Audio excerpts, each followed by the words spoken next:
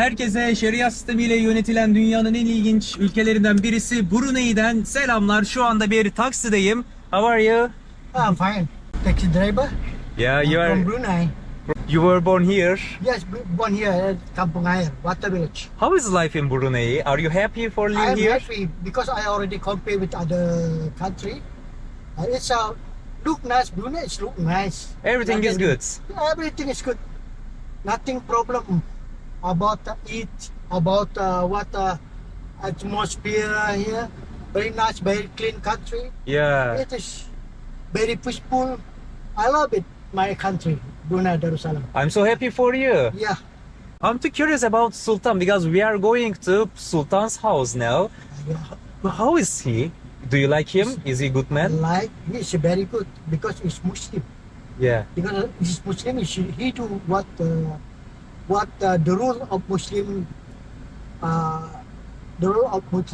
they follow, and then our people citizenship from Brunei follow what they said, what kita said, like that.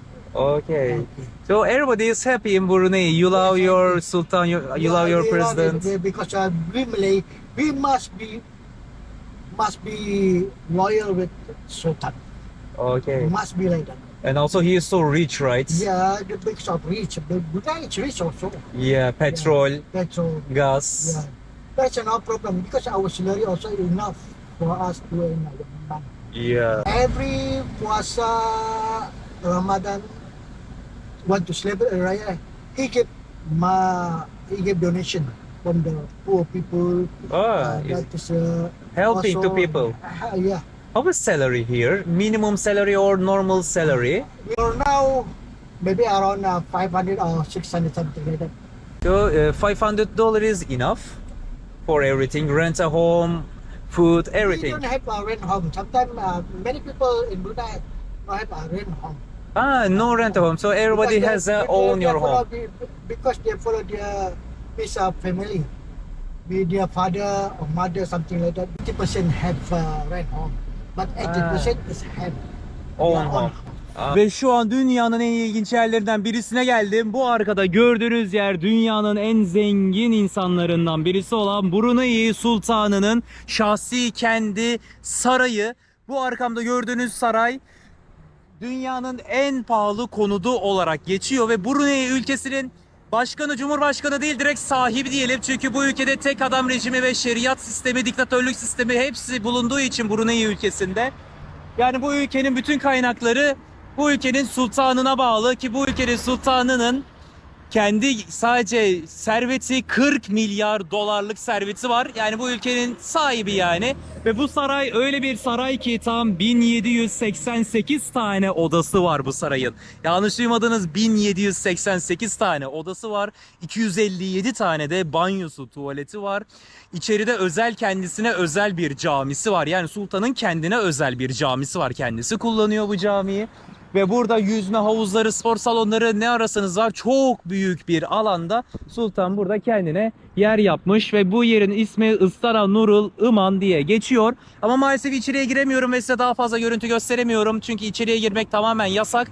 Burası giriş kısmı. İçeriye girilmiyor. İçeride görüntü çekmek de yasak. İçeriye girmek, içeride bir şeyler yapmak da yasak. Yani bu ülkede şeriat ve diktatörlük olduğu için bu ülkenin bütün kaynaklarını sultan kendi istediği gibi kullanabiliyor. Hiç kimse karışamıyor, bir şey yapamıyor. Bu ülke dünyanın en büyük petrol ve doğalgaz zengini olan bir ülke dostlar. Çok ilginç ötesi bir yer. Bu saraya girilemiyor. Sadece ama internette okuduğum bilgilere göre yılda sadece 3 gün boyunca bu ülkeye, bu saraya belirli bir noktaya halkın girmesine izin veriliyormuş. O da yani şeyden dolayı halka biraz gösteriş yapma. Ne de olsa çünkü bu devletin, halkın parasıyla yapılan bir saray. Yani sultan kendi cebinden bu parayı vermiyor. Sultan ne yapıyor? Ülkenin parasını istediği gibi kullanabilme etkisi olduğu için kendine böyle bir saray yapıyor. Ama ben paylaşımcı bir insanım gibisinden halkıma da paylaşıyorum diyerek yılda sadece 3 gün girip bakıp çıkmalarına izin veriyormuş.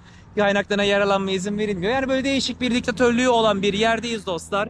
İnanılmaz derecede zengin bir sultan yani. Daha fazla ben burayı size göstermek isterdim ama gösteremiyorum maalesef çünkü işte içeriye girmek yasak. Ama size burayı göstermek için taksiye bindim, geldim. Sadece bu görüntüyü çekebilmek için size bilgileri aktardım. İşte burada gördüğünüz alanın hepsi sultanın kendi sarayının bir bölümü. İnanılmaz derecede büyük, uçsuz bucaksız, sonu gözükmeyen bir alan. Baya bir büyük. Sağ olsun benim taksi şoförü çok güzel bana yardımcı oluyor. Beni gezdiriyor şimdi. Başka bir bölüme getirdi beni burada. Burada bir göl var ve bu gölde benim şu an bulunduğum bu yer halka açık bir bölüm. Burada benim ayak bastığım yer. İnsanlar buraya nefes almak için, doğal temiz hava almak için buraya geliyorlar ve şu karşısı bakın görüyorsunuzdur parmağımın ucunda. İşte sultanın evi orada. Orada şuradan gözüküyor ve en üstte bir kubbe var dostlar. Görüyorsunuzdur muhtemelen. İşte o kubbe tamamen altından yapılmış bir durumda. Yani o kadar zenginlik var ki yani demek istediğim adam sultan evinin çatısını tamamen altın kaplama yapmış bir şekilde ve şu karşı taraftaki ormana girmek katiyen yasak çünkü orası sultana ait bir bölüm. Sadece sultan ve sultanın ailesindeki kişiler bu ormana girip gezebiliyorlar, dolaşabiliyorlar. Bu taraf ise halka ayrılmış bir bölüm. Ben de buraya geldim, size burayı gösteriyorum. İlginç bir şekilde yani burada sultanın yaşadığı yer burası. Güzel bir yere kendine ev yapmış. Burada gayet rahat bir şekilde yaşıyor. Sultanın evinin etrafını gezdikten sonra şimdi şehir merkezine geri döndüm ve Sultan'ın evine girilemiyordu maalesef. Yani böyle tabii ki evine giremeyiz de hani böyle gezilecek hani böyle bir bölüm falan da yoktu, giremedik ve şimdi Royal Regalia isminde arkamdaki müzeye geldik dostlar. Burası Sultan'a ait özel arabaların ve bazı şeylerin sergilendiği bir serginin olduğu bir müze. Yani Sultan'a ait bir müze yapmışlar. Şimdi buraya girip Brunei Sultan hakkında daha fazla bilgi edineceğiz. Burada tabii bütün en lüks, en iyi arabaları falan tabii burada sergilenmiyor. Sadece birkaç tane böyle bazı sembolik olarak şeyleri buraya koymuşlar ve şimdi buraya girip ziyaret edeceğiz. Bakalım Sultan'a ait müzede neler olduğunu göreceğiz. Burada ayakkabıları çıkartıyoruz. İçeri ayakkabıyla girmiyoruz. Ve ayakkabımızı buraya koyduk. Hello. Ha, paralıymış. Girişi 5 Brunei doları yani 3,5-4 Amerikan doları civarıymış. 5 dolar. Aynen. Şimdi 5 dolar veriyoruz müzeye girmek için. Şimdi içeriye giriş yaptım. İçeriye giriş ücreti 5 dolardı. 5 dolar ödedim. Çok ilginç bir şey. Şu an videoyu cep telefonumla çekiyorum. Kamerayla içeride çekim yapmak yasak dediler. Telefonunla çekebilirsin dediler. Dedim ben de ne fark eder? GoPro'da bir kamera, telefonla da çeksen bir kamera. Bir farkı yok ki dedim. Yani biz de bilmiyoruz yani. Söylenen kurallar bu dedi bana da çalışanlar. O yüzden GoPro'yu kaldırmak zorunda kaldım. Kilitli dolap verdiler. Şimdi cep telefonumla çekim yapıyorum. Ve şimdi cep telefonumla size olabildiğince göstereceğim. Ve müzeye girdiğimizde dostlar burada sultana ait şeyler var. O tarafa girme dediler bana. Buradan yürüyeceksin dediler. Anlamadım. Şuraları bir gezelim bakalım ne göreceğiz burada. Sultana ait fotoğraflar var burada. Tabii eski yıllara ait bayağı siyah beyaz fotoğraflardan var. Böyle güzel fotoğraflar var. Tarihi anlatan şeylerden. İşte sultanın gençliği ve bu arada bu sultan tam hatırlamıyorum ama bir 50-55 yıl civarı süredir bu ülkenin başında. 50 yıldır bu ülkeyi yöneten kişi. Yani çünkü babadan oğula bir sistemleri olduğu için yani mesela bu sultan vefat ettiği gün oğlu onun yerine geçecek. Yani seçim falan yapılmıyor. Ve şu anki sultan yaklaşık 50-55 yıldır bu ülkenin yöneticisi. Bayağı uzun yıllardır yani bütün ömrü boyunca bu ülkeyi yönetmiş. Ve buradan sanırım giriş var. Burada kırmızı halıyla bizi karşıladılar. Ve burada mızraklar falan görüyoruz. Mızrak ve kalkan var burada. Sanırım bunların hepsi altın kaplamadır diye tahmin ediyorum. Ve müzeye girdiğimizde burada bayağı bir her yeri güzel yapmışlar. Burada yani şöyle uzun bir araç var. Herhalde belirli günlerde sultan eskiden belki bu araçla şehir gezisi yapıyordu muhtemelen. Burada da kalkan var, bayrak var, mızrak var, ucu bayağı sivri uçlu zaten. Burada bir araç var herhalde bununla binip şehirde konvoy bununla yapılıyordu sanırım. Ve burada da küçük bir top var. Müzenin bir diğer tarafları da varmış. Oo, burada da evet az önce gördüğümüz o araç doğru tahmin etmişim bir konvoy aracı diyordum. Örneğin burada da bir tane daha var. İşte sultan mesela buraya oturuyor. Arkasında da burada insanlar onu taşıyorlar burada bu şekilde. Bayağı ilginç bir yer yapmışlar. Sultanın oturduğu koltuk burası. Sultan buraya oturuyor. İnsanlar da burada yüzlerce kişi onu taşıyor ve dostlar yani şöyle çok ilginç bir bilgi, internette okuduğum bir bilgi. Sultan doğum gününe çok önem veriyormuş. Sultanın doğum günü olduğu zaman 15 gün boyunca ülkenin her yerinde sultanın doğum günü kutlanmak zorundaymış. Herkes dükkanlarına, evlerine, her yere pankartlar ve yazılar asmak zorundaymışlar ve sultana olan sevgilerini ve saygılarını belirtmek ve göstermek zorundaymışlar. Yani örneğin senin bir bakkal dükkanı işletiyorsun. Bakkal dükkanının önüne 15 gün boyunca bir yazı asıp işte sultanın doğum gününü kutlayıp onu yüceltecek şeyler söylemek zorunluymuş. Yani saygı göstermek zorundasın burada sultana. Başka bir çaren yok yani. Sultanı seviyor da olsan, sevmiyor da olsan saygı göstermek zorundasın. Öyle bir inanç var. Eğer ki saygı göstermezsen zaten bayağı bir sıkıntı olacak bir durumda. Yani ilginç bir şeriat sistemiyle yönetilen bir ülke. Yani bu ülkede zaten sultana laf söylemek yasak. Yani onu sevmiyorum demek, yani sevmiyorsundur, bazı şeyler hoşuna gitmiyordur. Konuşamazsın yani konuşma özgürlüğü hiçbir şekilde o anlamda yok yani. Sultanı sevmek ve saygı göstermek zorundasın. Sultanın ailesine de her şeye her şekilde saygı gösterme zorunlu dostlar. Yani işte şeriat ve tek adam rejimi olunca, diktatörlük sistemi olunca yani sultan ne derse o olmak zorunda. Saygı göstermek zorundasın. Ve ben de zaten videomda da zaten gördüğünüz bazı kişilere soruyorum sultan hakkında ne düşünüyorsun, seviyor musun diye. Herkes sevdiğini söylüyor sultanı. Hani şu an bir kişi bile sultanı ben sevmiyorum demedi. Bütün konuştuğum Brunei'liler sultanı seviyorum diyorlar. Çünkü demek zorundalar. Ve burada diğer bir bölüme geldiğimizde burada da böyle altın kaplamadan galiba burada bir kadın kıyafeti var, tesettür. Bu altın kaplama mıdır? Şurada bir şeyler yazıyor ama bilemiyorum, anlamadım. Burada böyle sergiye koymuşlar. Burada da yeniden sultanın fotoğraflarını asmışlar buraya. Müzeden çıktım. Bu Brunei ülkesi şeriat sistemiyle, diktatörlükle tamamen ağır olarak yönetilen bir ülke.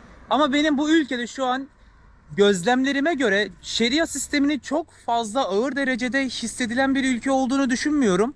Yani çok ilginç geldi çünkü şeriat dediğimiz zaman aklımıza Arabistan ve Arap kültürü, tamamen her şeye yasak, kadınlara hiçbir şekilde özgürlük verilmeyen, yani insanlara yani tamamen kısıtlama getirilen bir sistem olarak biliyoruz. Ama burada mesela Brunei'de şeriat var ama yumuşak bir şekilde yönetiliyor gibi ben hissettim.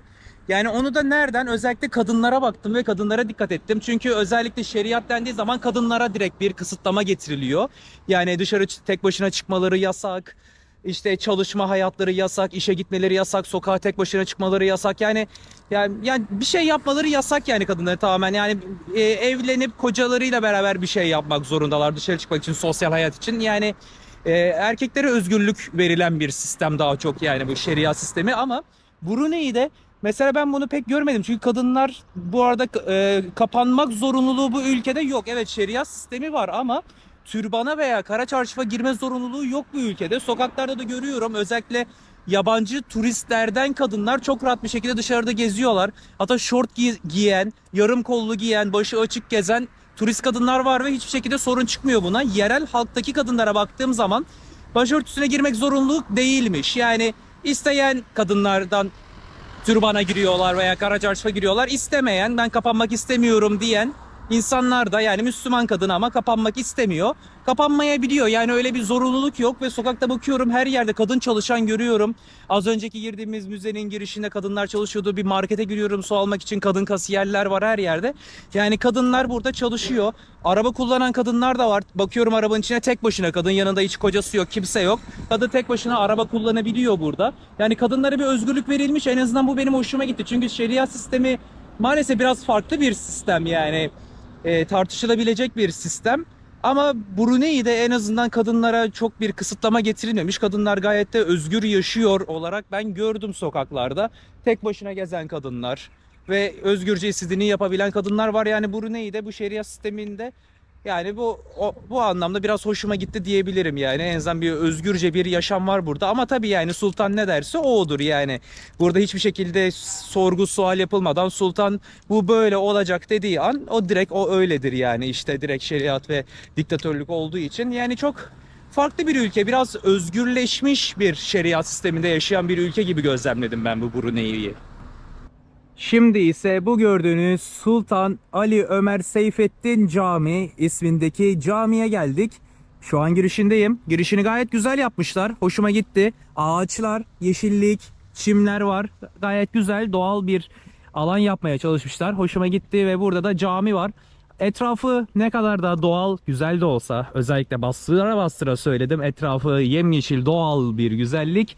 Ama buradaki doğallığa baktığımızda ise kubbesinde, caminin kubbesi tamamen milyarlarca dolar harcanan bir altın kubbe var arkadaşlar. Yani işte Brunei ülkesinin zenginliği yani. Caminin kubbesini altından yapmışlar ve burada farklı kubbeler de var. Burada 1, 2, 3, 4 ve sayamayacağım kadar bir sürü altın kubbeler var. Kim bilir kaç milyar dolar harcanan bir cami. Ve bu camiye geldik.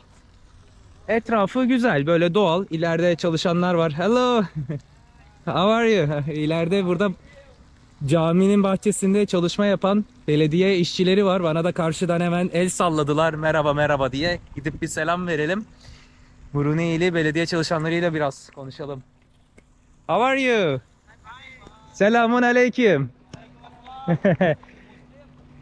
From Turkey. Turkey. Where is entrance of the mosque? This side. Okay. Thank you so much my friends. Bye bye. Allah helal olsun. Kolay da gelsin. Hava cehennemin dibi gibi sıcak. Öyle böyle değil. Yani dehşet bir sıcaklık var. Burada vallahi bahçede çalışıyorlar. Helal olsun, harbiden hiç kolay değil. Burada da suni bir göl yapmışlar etrafına ve bu caminin dört tarafı gölle çevrili. Güzel ağaçlar yapmışlar. Yani güzel bir cami olmuş. Benim hoşuma gitti. Altın kubbesi dışında, yani bu bir dini inanç ne de olsa. Yani tamam, cami yapıyorsun, dini inancını yapacaksın, yani namaz kılacaksın, ibadetini yerine getireceksin.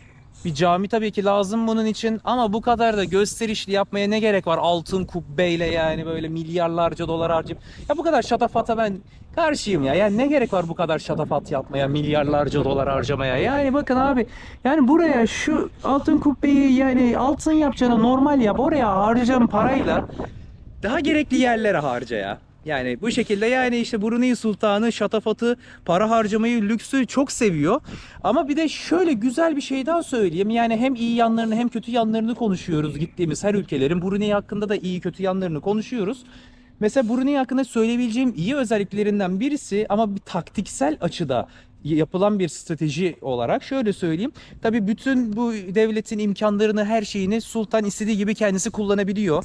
Ne isterse istediği yere istediği kadar harcama yapabiliyor. Örneğin bu caminin kubbesini altın yapması, kendi arabalarının alayını, hepsini, binlerce arabasının binlercesini altın kaplama yapması falan filan. Sultan tabi bu kadar lüks bir hayat yaşayıp bu kadar para harcayınca tabi halk buna sesini çıkartamıyor. Çünkü sesini çıkartan direkt idam cezası aldığı için ve halkını biraz da sus payı vermesi ve mutlu olması için sultanın yaptığı iyi şeylerden birisi, hani taktiksel bir strateji olarak söylediğim buydu. Bu ülkedeki sağlık sistemi ve eğitim sistemi tamamen ücretsiz yapmış sultan. Yani buradaki insanlar okula ömür boyu ücretsiz gidiyorlar ve hastanelerde her türlü sağlık tedavilerini ücretsiz bir şekilde karşılıyorlar. Yani eğitim ve sağlık bu ülkede ücretsiz. Yani insanların, bizim taksi şoförü de söyledi, ülke nüfusunun hemen hemen minimum %80'i kendi evinin sahibi dedi. Ev kirası falan yok. Yani aylık 500 dolar bize yetiyor dedi. Yani Brunei'nin sultanı halka yetecek kadar, yaşayabilecekleri kadar parayı veriyor.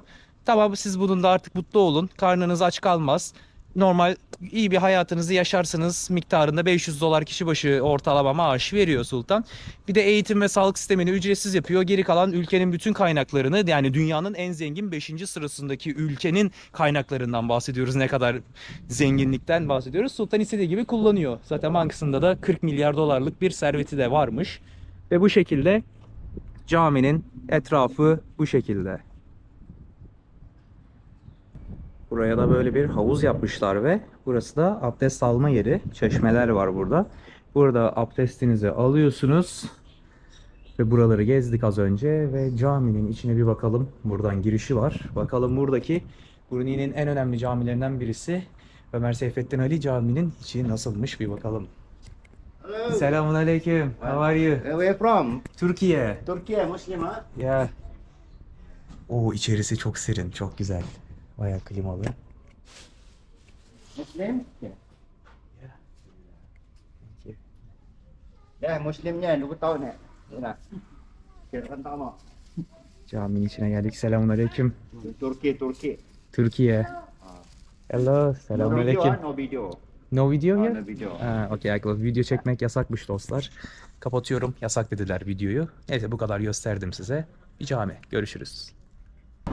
Camiden şimdi çıktım ve kısacası Brunei ülkesine yapılacak şeyler bu kadar dostlar. Yani bu ülkede yapacak, gezilecek, görülecek pek bir şey yok. Bu videoda gördüğünüz ve bir önceki Brunei videomda gördüğünüz, yani genellikle çoğunluk olarak sultanla ilgili olan yerler ve dini anlamda, İslam anlamında, yani böyle bir cami ve tapınaklar olarak gezilecek tek yerler bunlar. Başka yapacak hiçbir şey yok bu ülkede. Gezilecek, görecek bir park olsun veya ne bileyim işte, yani yapacak hiçbir şey yok. Bir gün gezi yeterli olabilecek bir ülke Brunei. Ve trafikte genel olarak sokaklar işte böyle çok sessiz, sakin, yani hiçbir aksiyon, heyecan, hiçbir şey yok. Her şey sakin böyle. Zaten havanın sıcaklığından dolayı insanlar da, Brunei'li insanlar da böyle sakin bir hayat yaşıyorlar. Kendi çaplarında böyle. Kimsenin kimseye bir zararı yok. Herkes kendi hayatına bakıyor böyle. Herkes dini inançlarını yaparak işte burada sultanla ilgili aktiviteler ve camiye gitmek dışında başka hiçbir olay yok Brunei ülkesi. Yani kısacası bu şekilde dostlar. Size de en önemli gezecek yerleri bu videoda göstermeye çalıştım. Sultanın evine gittik. Oradan sonra sultana ait müzeye gittik. Oradan da Brunei'nin en ünlü, en önemli camisine gittik. Ve en önemli noktalar bunlar. Bunların dışına gezilecek, görecek başka hiçbir olay yok dostlar. Ve ben de şimdi bu videoyu burada kapatıyorum. Başka gösterebileceğim, anlatabileceğim bir şey kalmadı sizlere Brunei hakkında. Brunei'de işte sadece yolda giden arabalar, sessiz sakin trafik. Bu kadar dostlar. Teşekkür ederim bu videoyu izlediğiniz için. O zaman diğer videolarda görüşmek üzere dostlar.